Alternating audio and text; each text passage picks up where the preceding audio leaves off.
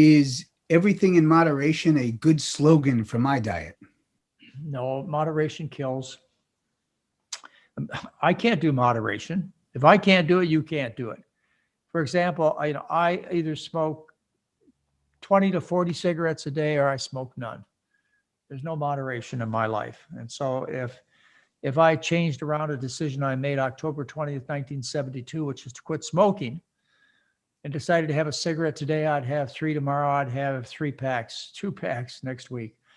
There's no such thing as moderation. The same issue surrounds alcohol for most people and other types of habituating drugs. And, for most of you out there who have food problems, you're dealing with the same kind of issue. It's one piece of cheesecake and the rest of the day it's down one buffet table after the next. You just can't stop. So once you realize that moderation is too hard, you stop playing that game. And, if there was any habit that I was encouraged somebody to give up, I'd tell them, look, you can play around for a while if you want. If you want to get rid of it, you got to say, today I'm a smoker, tomorrow I'm not. Today I'm a glutton, tomorrow I'm not, or whatever you want to call yourself. Today I'm a meat eater, cheese eater, tomorrow I'm a starch eater, whatever. You got to do it 100%. Otherwise, for example, a pepperoni pizza is one of the last things I had trouble giving up many, many decades ago. And I would dread when one of my children would bring a pepperoni pizza home from a party. That was a tough, tough time for me. You just can't have those things around. Too hard. We're only people. We're only human beings. What effect does salt have on our health? Should we try to include it or avoid it in our diet? Well, salt, in other words, table salt, sodium chloride, is a kind of a controversial subject. Even within my organization, there are experts who believe that I'm wrong when I say a little bit of salt is important for good health, for a couple of reasons. One is you're going to eat the food. The main thing that people miss when they switch to a healthy diet is the salt. You just add salt to the mashed potatoes, it's no problem at all. They miss the salt. So I got to get people to eat the food as quickly as I can. So putting a little salt and simple sugar on the surface of the food's a good idea. There are research studies, in particular the work of Walter Kempner, where he used something called the rice diet. He used to even wash his rice to get the salt off. And it was a diet of white rice, fruit juice, and table sugar. Yeah, 93% carbohydrate. And you got profound drops in high blood pressure, profound improvement in kidney and heart failure. I mean, amazing. I use this diet sometimes. I call it the diet for the dead or the nearly dead, because you got to be in really bad shape to be on this diet. Well, this kind of profound sodium restriction causes dramatic changes. But the kind of sodium restriction that a typical patient is offered causes virtually no change at all. You drop 1,500, 2,000 milligrams of sodium from your diet, your blood pressure changes maybe a couple of points on top and a half a point on the bottom. So that's one issue, is low salt diets, as are typically taught, don't really work. The second thing is that, salt's probably necessary. That was why the taste buds were put on the tip of the tongue, is because we need to take in minerals.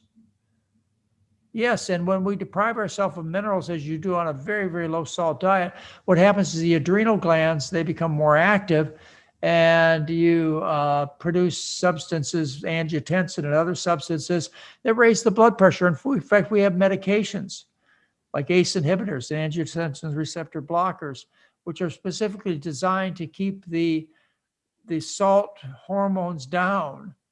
And if you eat a low salt diet, these hormones increase, and they may be contributing to the high blood pressure. And multiple studies, including the N. Haynes study, show that people who eat on a low salt diet have an increased risk of death.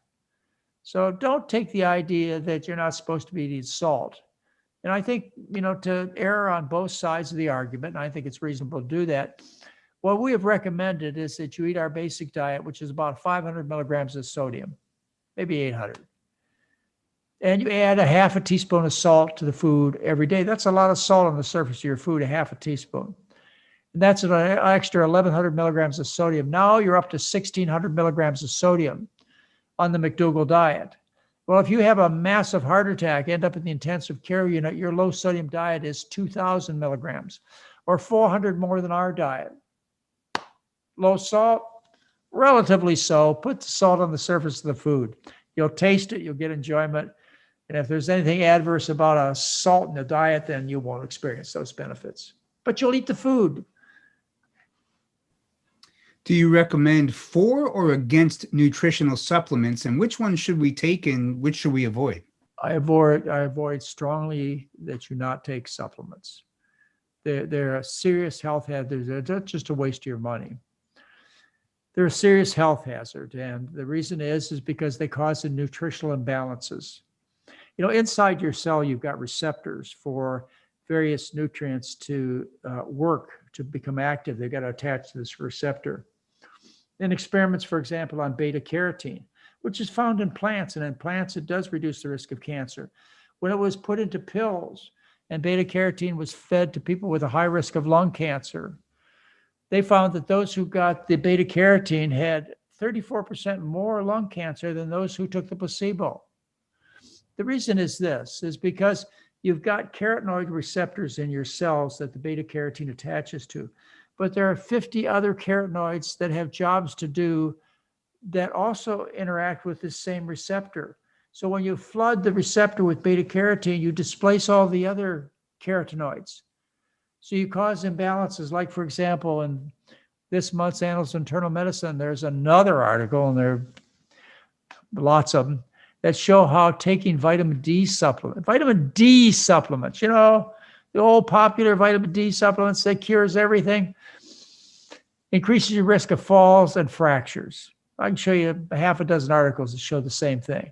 Why? Because the authors say because taking the vitamin D in its very unnatural form, remember vitamin D is the sunshine vitamin, in its very unnatural form, what it does is it causes imbalances to occur in the nerves and the muscles.